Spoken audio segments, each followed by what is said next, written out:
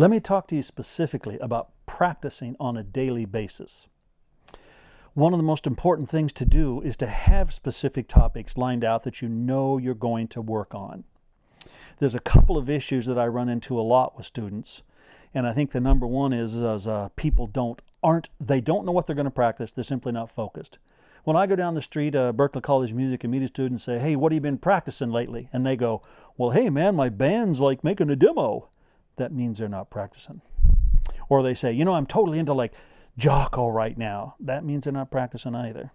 Sometimes they say things like, "Well, I'm really into like the concepts of improvisation." That means they're not practicing. If you can't tell me exactly what you're going to work on tomorrow, what you worked on today, and what you practiced yesterday, you're just not focused, and we have to be focused.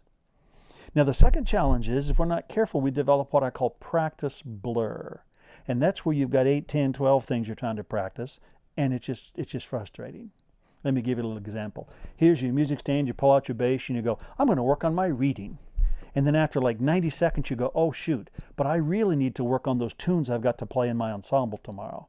And then you go, "Oh darn it, but I've got lesson material." And then you go, "Oh shoot, but I've got to get my funk playing happening because of this band." And then all of a sudden you're just sort of fried mentally, and you're going, and maybe there's better things to do to practice today than practice. Really, it's called practice blur, and it hurts our brain more than it does our hands. So again, you need to limit what you're going to practice to 2 or 3 items, but you have to have them specifically in mind. And I recommend you write them on a piece of paper. What am I going to practice tomorrow? Now, we don't always reach our goals. Sometimes you practice and you don't accomplish that, but do it again. Do it again. Do it again. Who says that we have to go from a new page to a new page every day? No. Pick something that you know you need to work on and work on it. Now, you can go the other way, and you want to be careful too, and that is you can say, "I'm going to learn to play like Marcus Miller." Well, you're not going to do that in a practice session, probably not in a week. So we need to have small, attainable goals that we can work on a daily basis.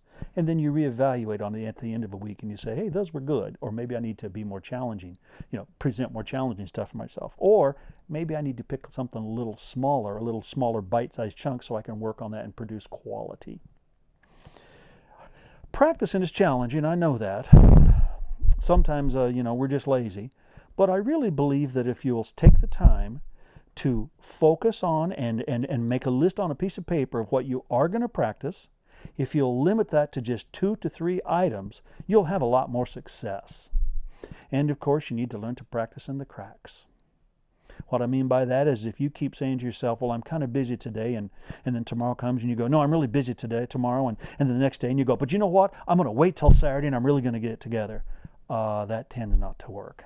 That's sort of like me not worrying about my weight, but yet this weekend I'm going to lose 20 pounds. It doesn't work like that. We got to get focused and work on those little bite-sized chunks day by day by day.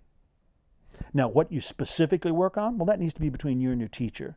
You need to have a guide that helps you, a person who knows how you play, knows where you want to be, your goals, your dreams.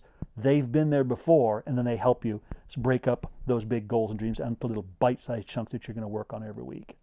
If you do that, I ensure you success. I remember when I learned from my own experience and students' experiences, if you work on a weakness, it will become a strength. And that's fun stuff.